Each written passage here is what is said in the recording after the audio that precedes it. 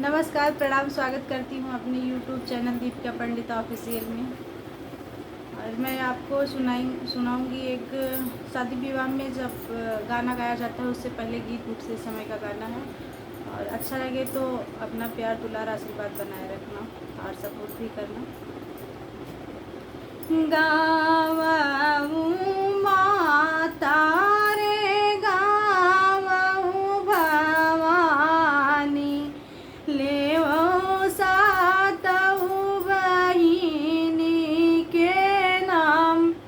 तोहरी शरण मैया मई जगीरो पेऊ, मोरी जगी पूरन होय, धरिया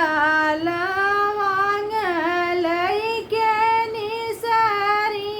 कवनी दे, पड़ली शीतला माई के पाँव, तोहरी शरण मैया मई जगीरो